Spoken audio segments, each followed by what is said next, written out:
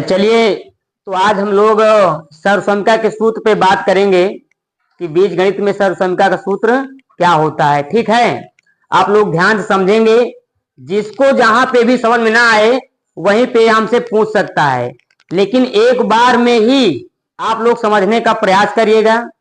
जैसे सर्वसंख्या के सूत्र में पहला सूत्र हमारे पास होता है ए प्लस बी का होल स्क्वायर, जिसका सूत्र होता है A square plus B square plus 2ab, जो कि असेंडिंग आर्डर में भी लिखा हुआ अर्थात आरोही क्रम में। इसी सूत्र को हम A square plus 2ab plus B square ये भी कह सकते हैं। दूसरा सूत्र हमारे पास होता है ए माइनस बी का होल स्क्वायर, जिसका सूत्र होता है A square plus B square minus 2ab, और इसे कहते हैं A square minus 2ab plus B square.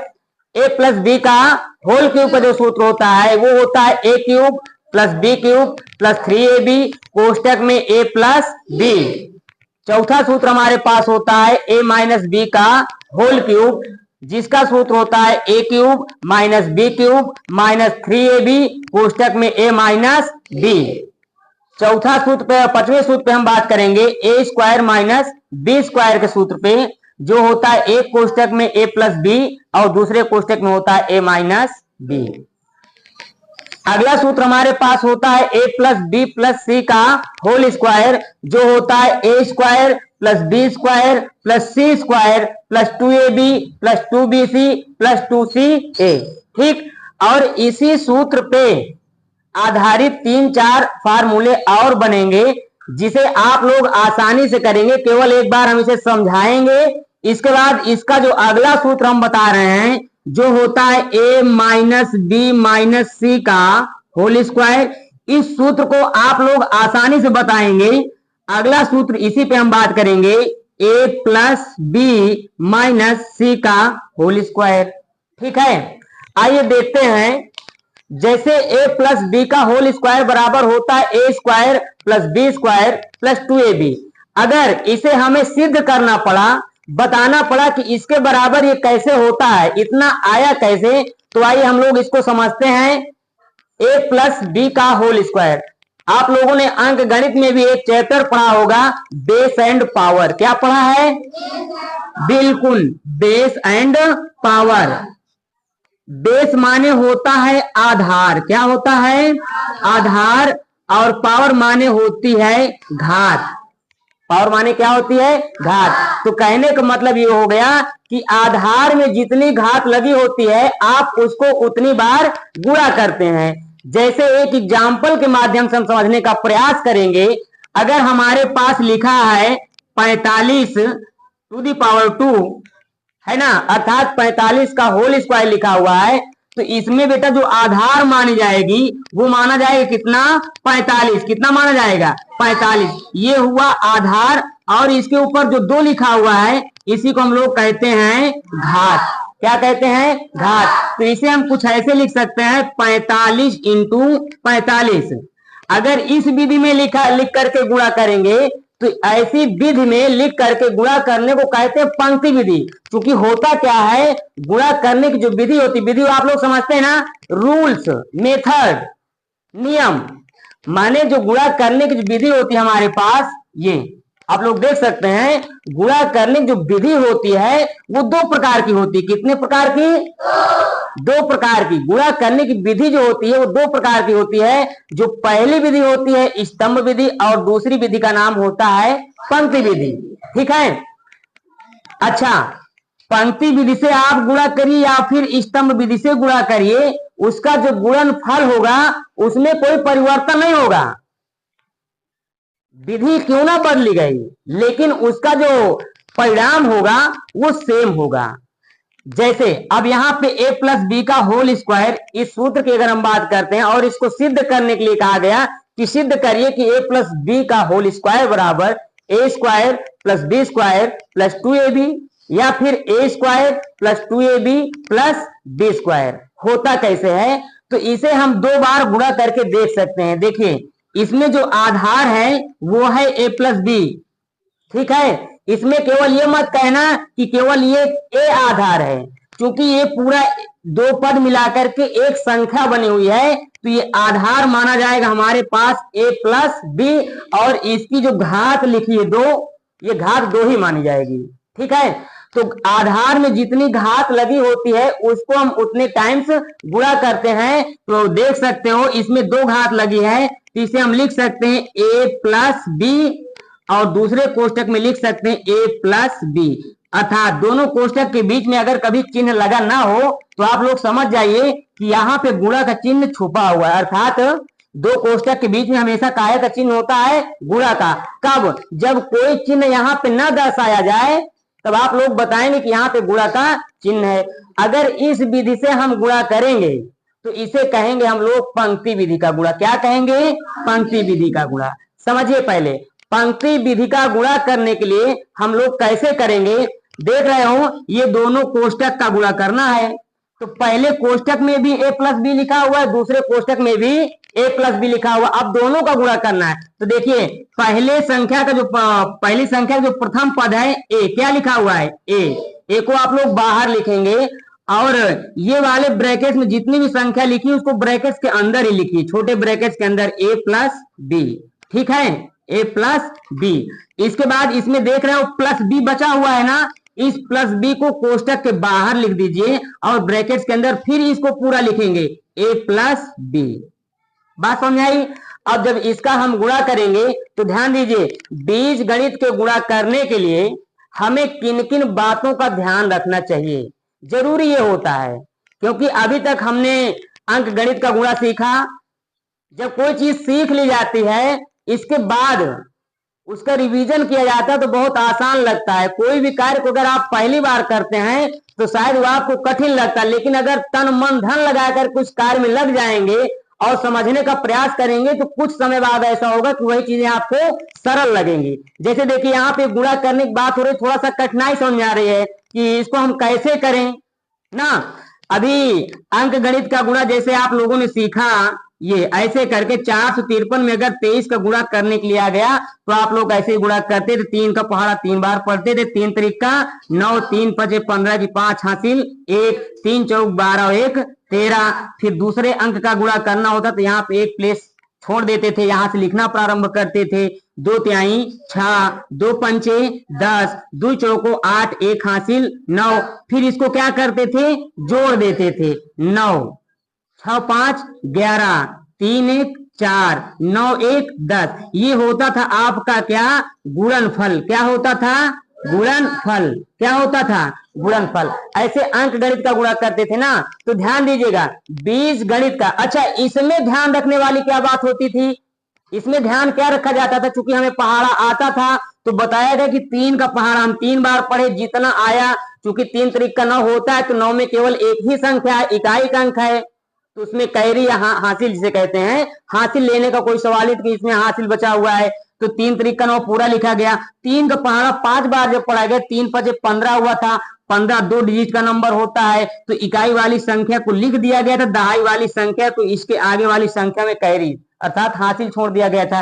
फिर 3 का पहाड़ा 4 बार पढ़ने के पश्चात उसका जो आया था पहाड़ा पढ़ने में जो संख्या आई थी उसी में इस हासिल को जोड़ करके लिखा गया था। ऐसे आप लोगों ने सीखा। ठीक है, ये विधि होती थी अंक गणित में। अब बीज गणित का गुणा करने के लिए किन किन चीजों को याद रखना है, ध्यान से आप लोग देखिएगा। ठीक है, जैसे a प्लस बी का होल स्क्वायर था, इसको गुणा करने की बात आ गई थी, तो a प्लस बी को हमने गुणा किया a प्लस बी में, तो a को बाहर लिखा, इस a को अंदर, a प्लस बी को अंदर रखा ब्रैकेट्स के, ऐसे करके। ठीक, तो इसी प्रकार ध्यान देंगे कि इसका गुणा हम कैसे करेंगे। देखिए ये तो पंक्ति विधि का हुआ, इस टाइप से लिख करके भी हम गुणा करते हैं तो इसको कहेंगे पंक्ति विधि का गुणा। क्या कहेंगे? पंक्ति विधि का। और इसी गुणा को यदि हम स्तंभ विधि से लिख करके गुणा करना चाहे ना, तो a प्लस बी को लिखा हमने और ठीक इसी के नीचे a प्लस बी को लिख दिया, तो 2 बार हो गया गुणा, नहीं हो गया ना। ये देखिए गुणा का चिन्ह। बस बीज गणित के गुणा में और अंक गणित में पहला जो बदलाव देखने को मिलता है, अंक गणित के गुणा को हम लोग दाहिने हाथ से बाएं हाथ की ओर करते आते हैं ना, लेकिन बीज गणित के गुणा को हम लोग दाहिने हाथ से बाएं हाथ की ओर गुणा करते जाते हैं।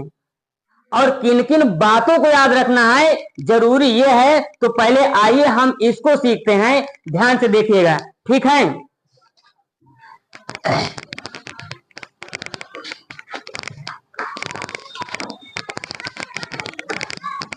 ध्यान से आप लोग देखिएगा।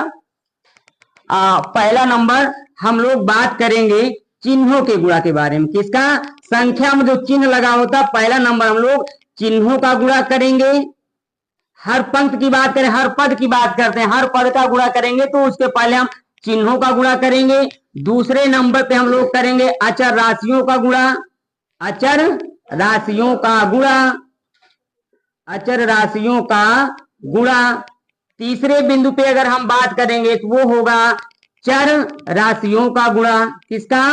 चर राशियों का गुणा, ठीक है। और चौथा बिंदु जो होगा वो होगा कि सजातीय संख्याओं को, सजातीय संख्याओं को उनके चिन्हों के अनुसार, चिन्हों के अनुसार अनुसार जोड़ते और घटाते हैं, जोड़ते और घटाते हैं। तो आइए पहला नंबर जो बात कही गई कि चिन्हों का गुणा, तो ध्यान दीजिएगा हम इस ए का गुणा इसमें करने जा रहे हैं, जिसमें ये जो अक्षर होते हैं वो कहलाते हैं चर राशि। क्या कहलाते हैं? चर राशि। मतलब ए बी सी ऐसे करते करते जो भी अक्षर होते हैं उसे हम लोग कहते हैं चर। क्या कहते हैं? चर। और अचर किसे कहते हैं? जो हमारे पास संख्याएं होती है, एक से लेकर के अनंत तक की जो संख्याएं होती हैं उसको हम लोग कहते हैं अचर राशि। और चिन्ह की बात अगर हम करें तो देख रहे हो इसमें कोई चिन्ह नहीं लगा हुआ। किसी भी संख्या के बाएं तरफ लगा हुआ चिन्ह उस संख्या का चिन्ह माना जाता है। जैसे जैसे इस ए का बायां इधर पड़ रहा है तो इधर हमें कोई चिन्ह दिखाई नहीं दे रहा है, तो हम समझेंगे कि ये संख्या हमारी प्लस में है। ये संख्या का चिन्ह बायां तरफ ये होगा, इस संख्या का चिन्ह बायां इधर हुआ ना, तो ये प्लस माना जाएगा। तो ये तो प्लस लिखा हुआ है, ठीक है। तो ध्यान दीजिएगा अगर चिन्हों के गुणा की हम बात करेंगे तो यदि मान लो पहली संख्या प्लस में, जिस संख्या में गुणा करने जा रहे हैं वो प्लस में है, तो प्लस प्लस का चिन्ह हमेशा प्लस होता है, प्लस प्लस का गुणा हमेशा प्लस होता है। अगर प्लस है जिसमें गुणा करने जा रहे हैं वो माइनस है। भाई गुणा करेंगे दो संख्याएं होंगी ना, एक गुण्य होगा और एक गुणक होगा, एक गुण्य होगा और एक गुणक होगा। गुण्य किसे कहते हैं? ऐसी संख्या जिसमें गुणा किया जाता है। और गुणक क्या होता है? ऐसी संख्या जिससे गुणा किया जाता है। तो दो संख्याएं हुई ना, जब दो संख्याएं हुई तो स्वाभाविक है कि हमारे पास दो चिन्ह भी होंगे। तो ध्यान दीजिए यदि पहला चिन्ह प्लस में है, दूसरा चिन्ह भी प्लस में है, तो प्लस प्लस का गुणा करेंगे तो उत्तर हमेशा प्लस होगा। अगर पहली संख्या प्लस में है जिसमें गुणा करने जा रहे हैं वो माइनस है, तो प्लस माइनस को गुणा हमेशा क्या होता है? माइनस होता है। यदि पहले माइनस आ जाए इसके बाद जिसमें गुणा करने जा रहे हैं वो संख्या प्लस है, तो माइनस प्लस का गुणा हमेशा क्या होता है? माइनस होता है। जिससे गुणा करने जा रहे हैं वो माइनस है और जिसमें गुणा करने जा रहे हैं वो भी माइनस है। माने दोनों संख्याएं माइनस माइनस में है, तो माइनस माइनस का गुणा हमेशा होता है प्लस। बात समझ में आई? तो पहला नंबर चिन्हों की हम बात करते हैं। देखिए अब इसके साथ तो प्लस है, परंतु इस ए के साथ जो हमारी अचर राशि होनी चाहिए, गुणांक जिसे कहते हैं, तो इसमें कोई गुणांक नहीं दिख रहा है, अर्थात इसके साथ कोई संख्या नहीं लगी है। तो ये मान के चलिए कि इसके साथ एक संख्या जो होती है वो छुपी होती है, जो लिखा नहीं होता है। परंतु इसको हम लोग एक ए कह दे तो कोई गलत नहीं है। अगर कभी जरूरत पड़ती तो हम ये कह सकते हैं कि एक ए है तो कोई गलत नहीं है, परंतु एक ए कहा नहीं जाता है क्योंकि एक लिखा ही नहीं जाता है। ये हम जैसे देखिए कुछ चीजें होती हैं कि होती तो हैं, होती हैं, हम लोग फील करते हैं परंतु वो दिखाई नहीं देती हैं। कुछ चीजें इस भौतिक संसार में भी कुछ ऐसी चीजें हैं जो होती हैं पर दिखाई नहीं देती हैं। जैसे आप लोग एग्जाम्पल के माध्यम से समझें तो हवा क्या होती है? हवा होती है ना, हवा क्या दिखाई देती है? बिल्कुल नहीं। ठंडी की बात करिए, ठंडी होती है ना? क्या किसी ने देखा कि ठंडी कैसे होती है? नहीं देखा। ठीक है, तो इसी प्रकार जैसे ये ए लिखा हुआ ना, तो इसके साथ एक संख्या भी लगी हुई है जो एक है पर दिखाई नहीं देती, और इसके साथ अगर हम घात की बात करें तो एक है, एक घात भी लगी हुई है जो हमको दिखाई नहीं देती। ध्यान समझिएगा। चलिए गुणा अगर हम करें तो इसमें प्लस है, क्योंकि पहला पॉसिबिलिटी हमको जो देना है वो चिन्हों के गुणा को देना है। अब हम चल रहे हैं इस ए का इस ए में गुणा करने, तो ये संख्या का चिन्ह जो है वो प्लस है, जिसमें गुणा करने जा रहे हैं वो प्लस है, लेकिन दोनों प्लस दिखाई नहीं दे रहे हैं, परंतु प्लस प्लस का गुणा होने जा रहा है ना, तो प्लस प्लस का गुणा क्या होता है? प्लस होता है ना। तो शुरुआती में हम भी प्लस नहीं लिखेंगे, शुरुआती का जो डिजिट होगा उसमें भाई चूंकि प्लस प्लस का गुणा प्लस होता है, तो इस प्लस को भी हम दिखाएंगे नहीं, कहेंगे कि इसमें ये संख्या जो है हमारी धनात्मक है, यानी इस संख्या में प्लस लगा हुआ है। चलिए चिन्हों का गुणा तो हो गया, इसके बाद अचर राशि का गुणा आया, तो अचर राशि इसमें कितनी है? इसमें भी एक है, इसमें भी एक है जो छुपी हुई है, इसमें भी एक है और इसमें भी एक है। समझ आ रही बात ना? तो एक का गुणा जब हम एक में करेंगे तो एक ही होगा, जब इसमें छुपा हुआ है तो हम भी बताएंगे कि एक इसमें है, एक को लिखा नहीं जाएगा। अभी हमने आपसे बताया ना कि लिखा नहीं जाएगा, होता है पर उसको हम दर्शाएंगे नहीं। चलिए चिन्हों का भी गुणा हो गया। अब अचर राशि की बात करें तो ये लिखा है ए और ये लिखा है ए, तो इसमें घात कितनी है? एक। इसमें घात कितनी है? एक। दोनों में एक एक घात है कि नहीं है ना? तो एक एक घात बराबर कितने हो जाए? मतलब गुणा करने में, बीजगणित में क्या होता है, गुणा करने में सजातीय चर की घातों को जोड़ते हैं। तो ये सजातीय चर हैं, ये भी ए है और ए भी ए है, तो ये हो जाएगा एक की घाते दो, क्योंकि एक और एक घाते जुड़ती है ना, गुणांक नहीं जुड़ता, घाते जुड़ती हैं। तो एक और एक कितना हो गया? दो। इसके बाद इसका गुणा हम करने चल रहे हैं ये संख्या में, तो बताइए इस संख्या का चिन्ह क्या है? प्लस। क्या है?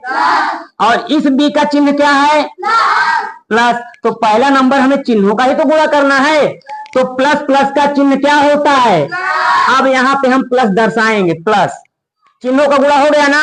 अब इसके बाद कहता अचर राशि का गुणा, तो अचर राशि इसमें एक है तो इसमें भी तो एक है, जब एक का गुणा एक में करेंगे तो एक ही होगा और एक को लिखा नहीं जाएगा, तो ये अचर राशि का गुणा हो गया। अब चर राशि की गुणा की बात करें तो इसमें ए है और इसमें बी है, दोनों अलग अलग है ना, अर्थात विजाती है, सजाती नहीं है, अलग अलग है। यहाँ पर ए है, क्या यहाँ पे तुमको ए दिखाई दे रहा है? नहीं, केवल यहाँ पे ए है और यहाँ पे बी है। तो ऐसी विजातीय संख्याओं का गुणा कैसे करेंगे?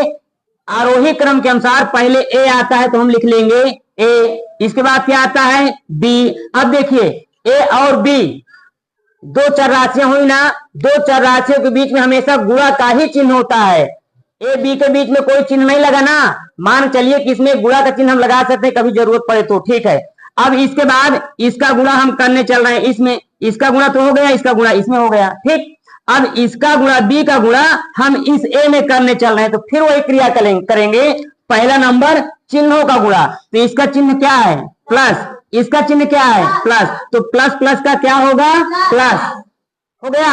दूसरा नंबर अचर राशि का गुणा, तो अचर राशि इसमें एक है, इसमें कितना है? एक है, तो एक एकन्नम एक होगा, परंतु एक को हम लिखेंगे नहीं।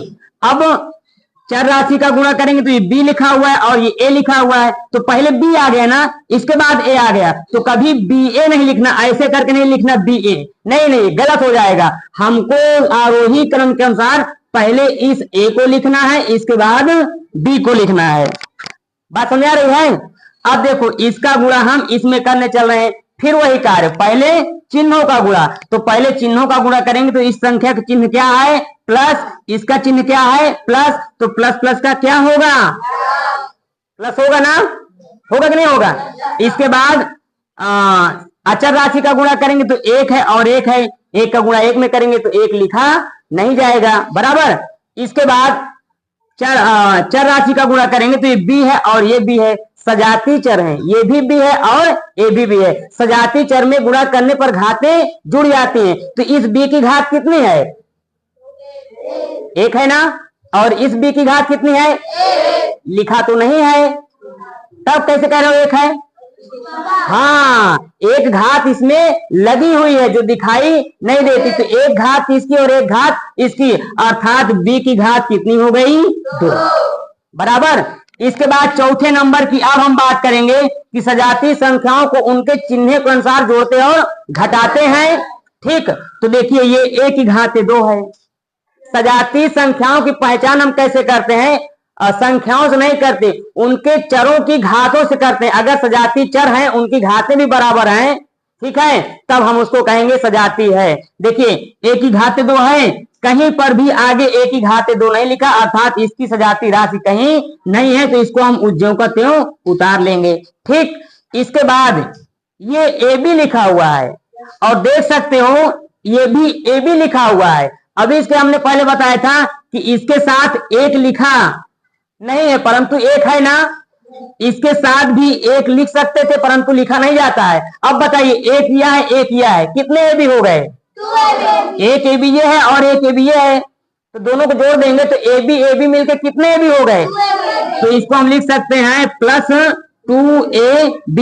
आगे बचा क्या हमारे पास? Plus B square. देख लीजिए ये a प्लस बी का होल स्क्वायर को हमने सिद्ध किया कि a प्लस बी का होल स्क्वायर बराबर होता है a square plus B square plus 2ab। और इसी को अगर आरोही क्रम में लिखेंगे तो पहले लिखेंगे a स्क्वायर, इसके बाद b स्क्वायर और लास्ट में लिखेंगे 2ab। बात समझ आई? आगे बात समझना।